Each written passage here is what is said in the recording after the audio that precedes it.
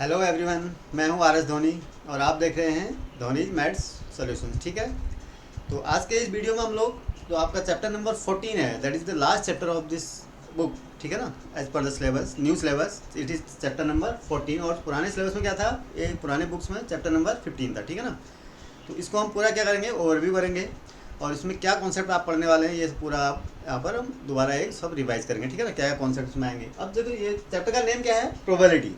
Probability, ठीक है ना। प्रोबेबिलिटी पहले 9th क्लास में थी, वो वहाँ से भी हट चुकी है। अब फर्स्ट टाइम ये कह सकते हैं कि आप लोग पहली बार यहीं पर आप क्लास 8th में नहीं क्लास 10th में पढ़ेंगे। ठीक है ना, तो सबसे पहले तो आपको प्रोबेबिलिटी वैसे क्लास 8th और 7th में भी शायद थोड़ा बहुत आप लोग टच करके आ गए हैं या पढ़ा होगा आप लोगों ने। ठीक है ना, कुछ तो है वहाँ पर।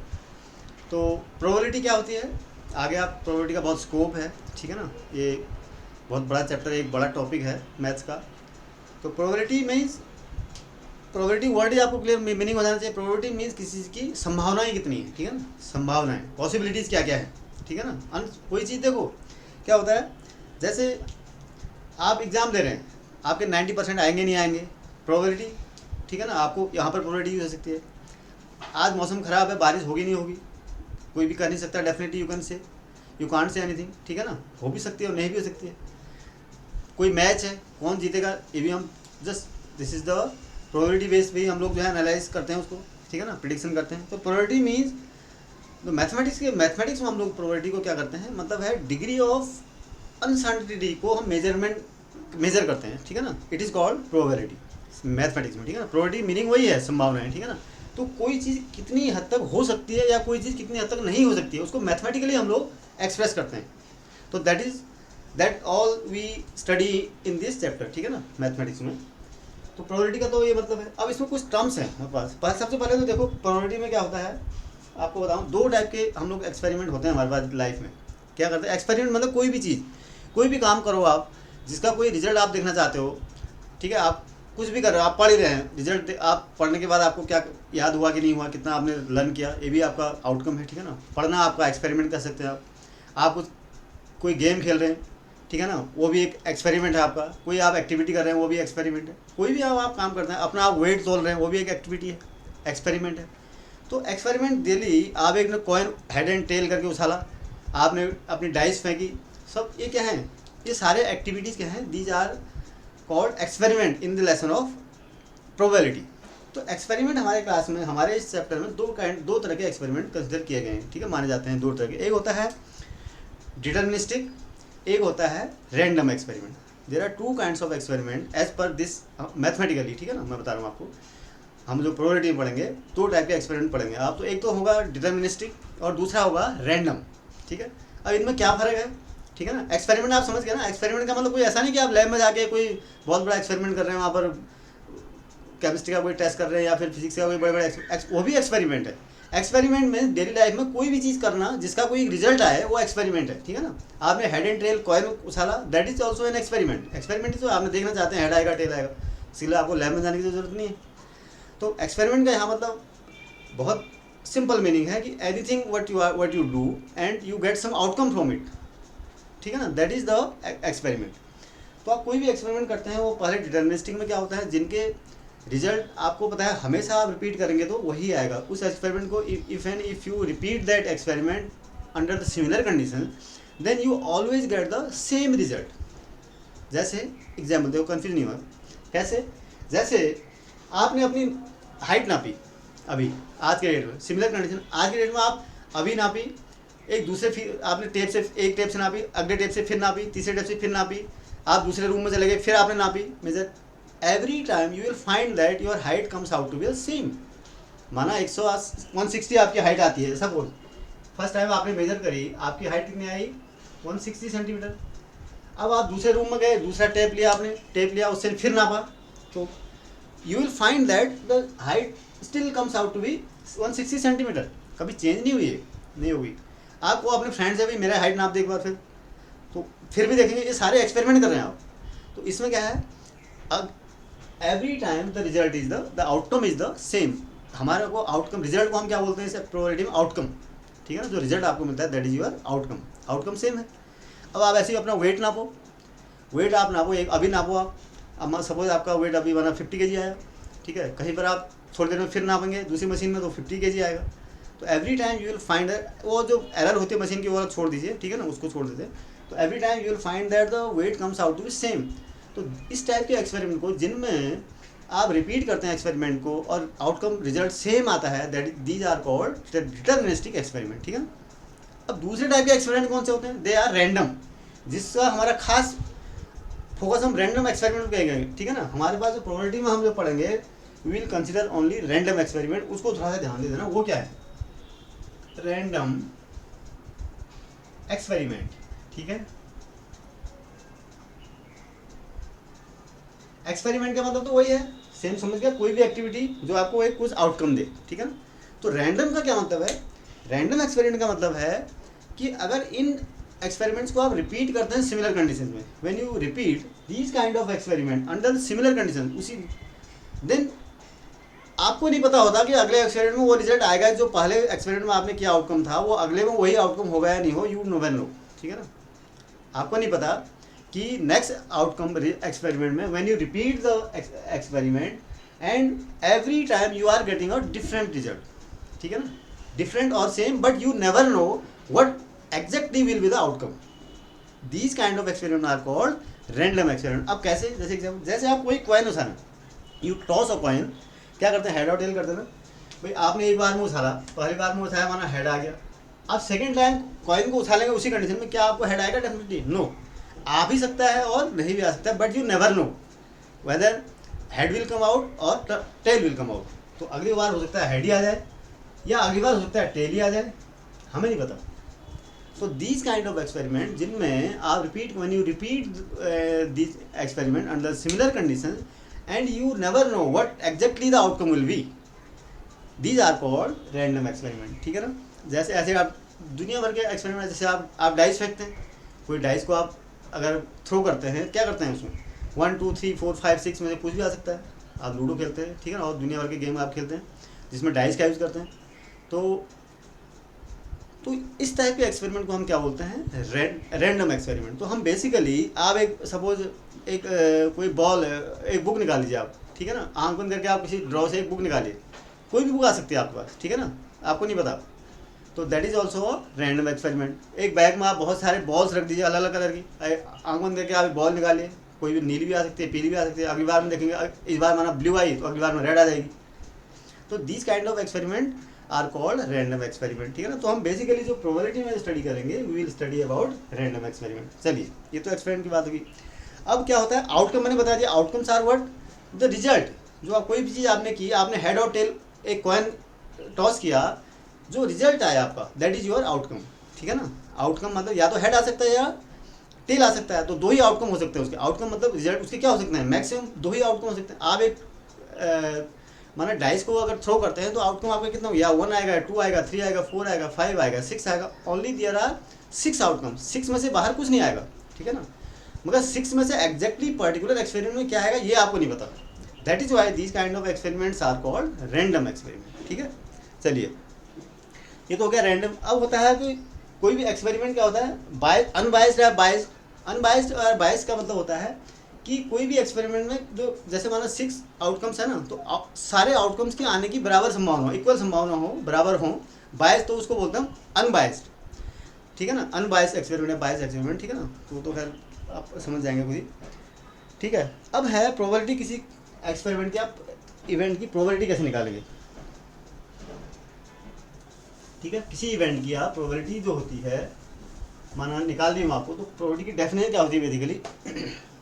Probability of an event is equal to given by, देखो, probability of an event by, या इसको कोई इवेंट ई हो माना, ठीक है, इसको ऐसे डिनोट करते हैं हम, ठीक है ना। अगर कोई इवेंट ई हो, उसकी प्रोबेबिलिटी क्या होगी, इसकी हमें एक फार्मूला, हमारे पास मैथमेटिकल फार्मूला है। ये क्या है? Number of favourable outcomes to E, या नंबर ऑफ आउटकम्स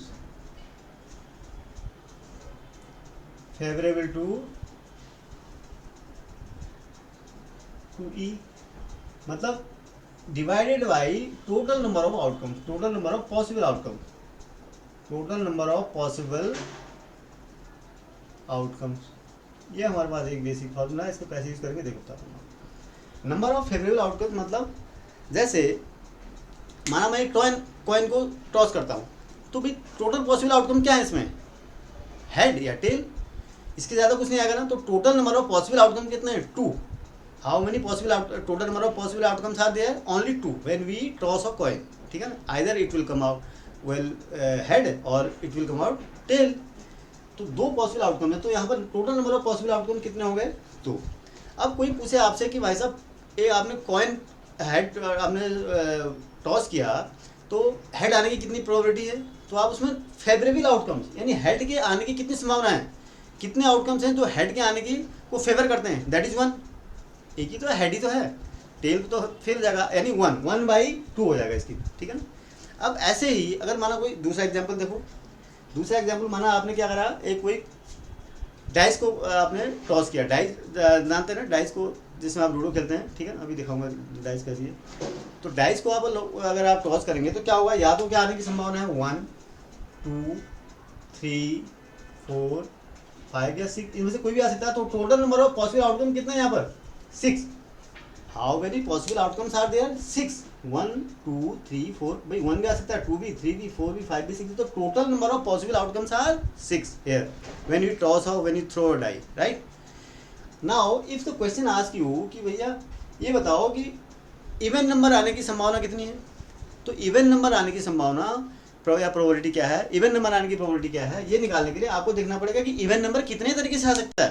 देखो अगर मैं टॉस करूँ तो इवन नंबर या तो 2 आए तब भी हमारा चल जाएगा, या 4 आए तब भी चल जाएगा, यानी इवन नंबर आने के फेवरेबल आउटकम कितने हैं, देखो 1, 2 और 3, यानी 3 आउटकम्स ऐसे हैं जो इवन नंबर जिसमें इवन नंबर आ सकता है 3 तरीके से। यानी इवन नंबर कितने तरीके से आ सकता है, you can get even numbers in 3 ways, that is either 2 और 4 और 6। So the favourable outcome for this event is 3। So the probability in this case is 3/3 तो हो गया आपका क्या, number of outcomes favourable to E divided by total number of outcomes, it is 1/। तो इस तरीके से आप इस फॉर्मूले को यूज करेंगे, ठीक है ना। चलिए ये तो एक थोड़ा सा एग्जांपल था।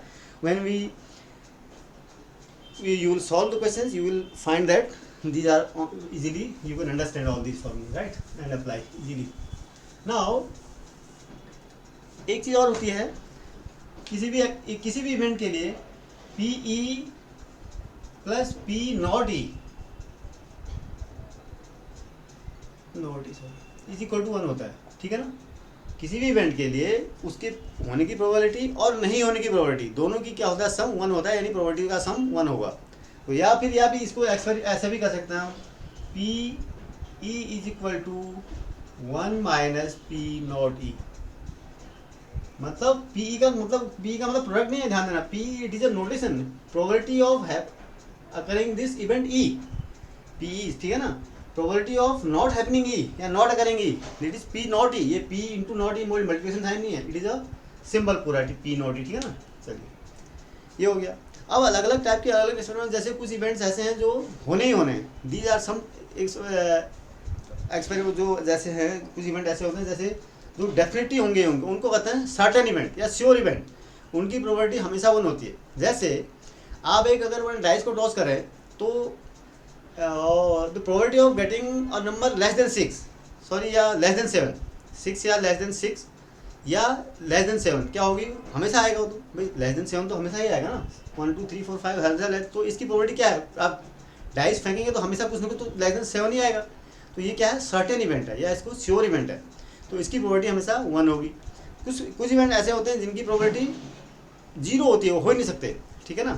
जैसे आप माना कोई कॉइन उछालें या डाइस को टॉस करें, हम कहें find the probability of getting number 8, आ सकता है, यू विल नेवर गेट 8 ना, बिकॉज 6 तक के नंबर होते हैं उसमें। तो आपको क्या है इस केस में क्या है, it is an impossible event, तो ये हो ही नहीं सकता, इवेंट हो ही नहीं सकता, तो that is why it is called impossible event. ऐसे इवेंट्स की प्रोबेबिलिटी क्या होती है, हमेशा 0 होती है, ठीक है ना। तो अगर ऐसे आप देख लो, एक दूसरा कोई माना आपके एक माना किसी आपके बैग में माना कुछ बॉल रखी आपने, ब्लू एंड रेड, ठीक है, 4 ब्लू हैं 3 रेड है मान लेते हैं आप। अब आपसे कहो उसमें से ग्रीन बॉल निकालने की एक प्रोबेबिलिटी कितनी होगी, डेफिनेटली ग्रीन बॉल है ही नहीं, आप तो निकलेगी नहीं, तो इसकी एक this is an impossible event, ठीक है ना। तो प्रोबेबिलिटी कितनी होगी, नेचुरली 0 होगी, 0 by total number of outcome 0। तो तो सर्टेन इवेंट जो होते हैं उनकी प्रोबेबिलिटी 1 होती है और इम्पॉसिबल इवेंट्स की प्रोबेबिलिटी क्या होती है, 0 होती है, ठीक है ना। और जो हमारी प्रोबेबिलिटी किसी भी इवेंट की, बेटा ये ध्यान देना, it can not be greater than 1, ठीक है ना, और it can not be less than 0। It can be equal to 1 और it can be equal to 0, but it can not be greater than 1। हमेशा कभी ध्यान देना कि प्रोबेबिलिटी किसी इवेंट की 1 से बड़ी नहीं हो सकती, ज़्यादा नहीं हो सकती, और 0 से कम नहीं हो सकती, ठीक है ना। जैसे तो हम उसको नोटेशन फॉर्म में वैसे लिखते हैं, अगर किसी प्रोबेबिलिटी कोई किसी इवेंट की P हो तो P इज़ ऑलवेज ग्रेटर और equal to E, P and always less than equal to this is 1, ठीक है ना। इसका क्या मतलब हुआ कि जो प्रोबेबिलिटी किसी भी इवेंट की वो 0 से क्या हमेशा बड़ी या बराबर होगी, या फिर 1 से हमेशा बराबर या छोटी ही होगी, बड़ी नहीं हो सकती, ठीक है ना। This is the specific formula, आपको ध्यान में रखना पड़ेगा, ठीक है। उसके बाद दो चीज़ें आपके वहाँ पर, एक जो एग्जाम्पल आपके वहाँ आते हैं, वो आते हैं जो क्वेश्चन आप सॉल्व करेंगे, तो बेसिक प्रोबेबिलिटी इतनी ही है आपके वहाँ, ठीक है ना। इस पर क्वेश्चन आप करेंगे, बेसिक आइडिया आपका यही है। एक दो चीज़ें और आती है इसमें हमारे वहाँ, दो बहुत इंपॉर्टेंट चीज़ें हैं, वो हैं क्या, एक तो आपको डाइस के बारे में बहुत क्वेश्चन आते हैं। किसके बारे में, डाइस, डाई भी बोलते हैं, डाई प्लूरल में इसको डाइस बोलते हैं, ठीक है ना, डाइस। दूसरा है playing cards, pack of cards, ठीक है ना, प्लेइंग कार्ड्स भी बोलते हैं इनको। अब प्लेइंग कार्ड्स में क्या होता है, ठीक है, डेक ऑफ कार्ड्स या पैक ऑफ कार्ड जो भी है, इसमें 52 कार्ड्स होते हैं, ठीक है, ठीक है। इस पर बहुत क्वेश्चन आता है, आपके 10th लेवल पर भी प्रोबेबिलिटी में क्वेश्चन पूछे जाते हैं जनरली, ठीक है ना। तो आपको होना क्या चाहिए, बेसिकली आपको, बहुत से बच्चों को क्या होता है, डाइस का तो आइडिया होता है, because you play with dice, you ludo, different kind of games, but usually मैंने देखा है कि आपको प्लेइंग कार्ड्स का बहुत कम नॉलेज बच्चों को होता है। दे हमेशा वो कन्फ्यूजन कुछ ना कुछ रहता है कि यार ये क्या होगा पता नहीं, ठीक है ना। तो आपको थोड़ा सा मैं कार्ड्स के बारे में भी डिटेल बताता हूँ, ठीक है ना, शो करता हूँ कि कार्ड्स कैसे होते हैं, ठीक है ना, और डाइस कैसे होते हैं।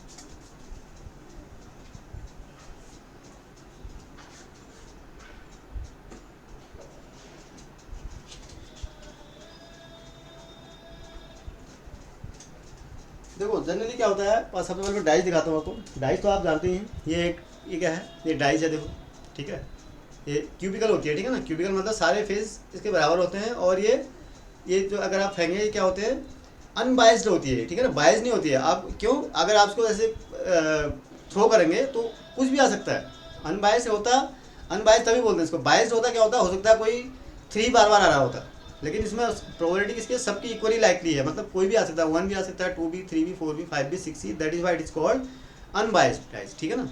और इसमें क्या होता है, आपको डॉट या 1 या किसी में डॉट लिखा होता है, डॉट होंगे, किसी में 1 2 3 4 5 करके नंबरिंग होती है, both have the same meaning, ठीक है ना, दोनों केस में मीनिंग सबका सेम है। ये डाइस होती है, तो आप जानते हैं। दूसरा क्या होता है, आपका जो क्वेश्चन पूछे जाते हैं वो क्या पूछे जाते हैं, प्लेइंग कार्ड से।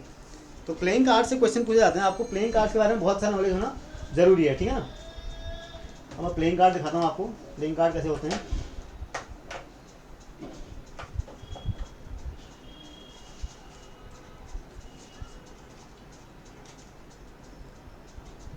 देखो ये है प्लेइंग कार्ड की पैक ऑफ प्लेइंग कार्ड, ठीक है, ये इस तरह की होती है, ठीक है। ये प्लेइंग कार्ड दिखा रहा हूँ, इसमें अलग अलग टाइप के पत्ते हो, ठीक है, ये कार्ड्स होते हैं, ठीक है। और इसमें कितने होते हैं प्लेइंग, पूरे सब कितने कार्ड्स होते हैं इसमें, 52 कितने होते हैं बताया मैंने, 52 कार्ड दे रहा है, 52 cards in pack of card, ठीक है ना, प्लेइंग। अब इसमें क्या होते हैं, इसमें से 52 में से क्या होते हैं, 26 रेड होते हैं बेटा, क्या होते हैं, 26 रेड, क्या ध्यान देना, एंड 26 ब्लैक के होंगे, 2 ही कलर होंगे इसमें, ठीक है। ये पूछे जाते हैं बार बार, ये 26, देखो रेड ब्लैक कैसे, मतलब देखो ये बता दूँ, ये रेड है, ये ब्लैक है, देखो एक रेड है, एक ब्लैक है ना, तो ये 2 ही टाइप के कार्ड होंगे आपके इसमें, आइदर रेड और ब्लैक, 26 रेड एंड 26 ब्लैक, तो कितने हो गए, 52 कार्ड आपके हो गए। अब इन और रेड ब्लैक में भी क्या होता है, इसके अलावा इसमें क्या होता है, 4 सूट्स बोलते हैं, 4 सूट्स, ठीक है। अलग अलग सूट्स के कार्ड होते हैं, जैसे एक होता है हार्ट, दूसरा होता है डायमंड, ठीक है, तीसरा होता है स्पेड, ठीक है, हार्ट हो गया, डायमंड हो गया, स्पेड हो गया, और फोर्थ है क्लब्स, इसको बोलते हैं क्लब्स, ठीक है, क्या बोलते हैं, क्लब्स। ये आपको नाम याद रखने की जरूरत पड़ेगी क्योंकि एग्जाम में ऐसे ही क्वेश्चन जाते हैं। देखो हार्ड का कैसे शेप होता है, दिस इज योर डायमंड, ये क्या है, पहले मैं हार्ड का दिखाऊंगा आपको। ये आपका शेप कैसा है, देखो हार्ड है, कैसा शेप है इसमें बना हुआ है, हार्ड का ना, ठीक है, हार्ड बना हुआ है, ये हार्ड का शेप है, ये हार्ड का कार्ड है। दूसरा कौन सा है, डायमंड, डायमंड दिखाता हूँ आपको, ये कैसा शेप बना हुआ है, डायमंड, ठीक है ना, ये क्या है, डायमंड शेप। नेक्स्ट उसके बाद क्या होगा, स्पेड, स्पेड का क्या मतलब होता है, स्पेड ये होता है, ये कार्ड क्या होता है, स्पेड का, ठीक है ना, स्पेड। और स्पेड के बाद क्या होता है फिर, क्लब्स, क्लब्स का ये होता है, ठीक है ना, ठीक है, क्लब्स का ये। अब इसमें क्या होता है, ये हो गए। अब ये हार्ट और डायमंड क्या होते हैं, ये दोनों रेड कलर के होंगे, हार्ट और डायमंड क्या होता है बेटा, रेड कलर के, ठीक है, ठीक है। और स्पेड और ये क्या होंगे, ये ब्लैक कलर के, ठीक है। स्पेड और क्लब्स क्या होंगे, दोनों ब्लैक कलर के होते हैं, ठीक है ना। चलिए इस 4 सूट, अब कितने, अब देखो हमारे पास कितने होते हैं, हार्ट के कितने सूट होंगे बेटा, हार्ट सूट में कितने कलर होते हैं, 13 कार्ड्स, ठीक है, 13 इसके होंगे और 13 इसके, तभी तो देखो, समझ रहे हैं, इसमें कितने होंगे 13, हार्ट के कितने होंगे 13, डायमंड के 13, तभी तो रेड कलर के कितने हो जाएंगे 26। ऐसे ही स्पेड के कितने होंगे 13, और क्लब्स के कितने होंगे 13, तभी तो ब्लैक कितने हो जाएंगे आपके 26 होते हैं ना ब्लैक, इसके दोनों के 26 बताया, ठीक है ना। तो इस तरीके से ये कार्ड आपके होते हैं। उसके अलावा और क्या होते हैं, उसके अलावा जो फिर कार्ड जो और होते हैं हमारे पास, को नंबरिंग भी होती है। ये नंबरिंग कैसे होती है, एस, सबसे पहले जो सबसे एस या 1 इसको भी कहते हैं एस, ठीक है। उसके बाद किंग, उसके बाद क्वीन, उसके बाद जैक, ठीक है। फिर उसके बाद ऐसे यहाँ तक तो देखो किंग क्वीन और जैक, ठीक। उसके बाद फिर 10, फिर 9, फिर 8, 7, ऐसे 6 करके ये 2 तक होते हैं, ठीक है ना। तो 1 से लेके कितने तो हो गए, देखो 1 एस को 1 बोलते हैं जनरली, ठीक है। इसमें एस सबसे बड़ा कार्ड माना जाता है एस, फिर किंग क्वीन जैक 10, 9, 8, यानी इस तरह से 1 से 1 इसको माना 1, 2, 3 करके यहाँ तक 13 तक होते हैं, ठीक है ना। तो और हर एक के कितने होंगे 4 कार्ड होंगे, यानी कितने होंगे, एस कितने होंगे आपके 4, ठीक है, ये कितने होंगे 4, किंग कितने, क्वीन कितने होगी 4, जैक कितने होंगे 4, सारे 4 होंगे, ठीक है। तो ये सारे कितने होंगे 4 होंगे, तो 13 टाइप के कार्ड से 4 एक के हैं, तो 13 × 4 52, तो हो गया ना कार्ड 52। तो इस तरीके से आपको याद करने पड़ेंगे। और एक चीज़ और ध्यान देना, इन कार्ड्स को किंग, इसको मैं ब्लैक से कर देता हूँ, किंग क्वीन और जैक को हम क्या बोलते हैं, फेस कार्ड। ध्यान देना, इसको ये बहुत इंपॉर्टेंट चीज़ है, ये आपको बहुत बार पूछा जाएगा कि फेस कार्ड निकालने की प्रोबेबिलिटी कितनी है, आपको पता ही नहीं होगा फेस कार्ड कितने होते हैं। तो किंग क्वीन और जैक के क्यों बोलते हैं इनमें, क्योंकि फेस बने होते हैं, दिखाता हूँ मैं आपको देखो देखो किन, इनको देखो ये एस एस, ये एस है, इसको 1 नंबर में बोलते हैं एस, बेसिकली इसको 1 होना चाहिए था, इसको उसकी जगह पर 1 है, ये ए लिखा हुआ है इसमें, ठीक है ना। और ऐसे देखो 2, ऐसे 3, ऐसे 11 तक होते हैं, 10 तक होते हैं, ठीक है ना। 11 में तो फिर जैक हो जाता है। देखो मैं सबसे पहले आपको दिखाता हूँ फेस कार्ड क्या कौन से होते हैं, क्वीन जैक और किंग, ठीक है ना, ये आपके फेस कार्ड है। देखो सबसे पहले मैं बताया कौन सा फेस कार्ड, एक और सबसे पहले मैंने बताया फेस कार्ड, देखो किंग, ये होता है किंग, के लिखा होता है इसमें, क्या होता है किंग, ठीक है। उसके बाद क्या होता है क्वीन, क्यू लिखा होता है देखो, ठीक है ना, क्वीन। उसके बाद क्या होता है मैंने जैक, ठीक है, जैक। बेसिकली इनका नंबरिंग आप देखेंगे, अगर आप नंबर काउंट करेंगे तो यहाँ पर एस को 1 नंबर पर रखना चाहिए हमारे को, 1, 2, 3, 4, 7, 10 तक तो सब ठीक है, नंबर पड़ा हुआ है। 11 जैक क्या होता है 11 पे आता है, क्वीन क्या होता है 12 पे, किंग 13 पे, ठीक है ना। तो इस तरीके से इसको पूरे पैक ऑफ कार्ड्स का मैंने आपको एनालाइज करके बता दिया, और आपको ये समझना जरूरी है क्योंकि इसी के बेस आपको क्वेश्चन आएंगे, और आगे भी आपको इसमें अगर आप समझते हैं तो बहुत अच्छा आपको समझने में प्रोबेबिलिटी आसानी रहेगी, ठीक है ना। चलिए, तो यही आपके क्लास 10th में जो है इतना ही प्रोबेबिलिटी पे है, ठीक है। और इसमें कोई ऐसा डिलीट भी नहीं हुआ, खाली आपकी जो ऑप्शनल एक्सरसाइज है वो डिलीट हुई है, और तो कोई सिलेबस वाइज कोई इसमें बड़ा डिलीशन नहीं हुआ है नए सिलेबस में, ठीक है ना। चलिए, ओके। अगर इस वीडियो को आपने एंजॉय किया है और इससे आप कुछ भी सीख पाए हों तो इसे प्लीज़ शेयर कीजिए, लाइक कीजिए और साथ ही साथ इस चैनल को भी सब्सक्राइब करें। Thank you.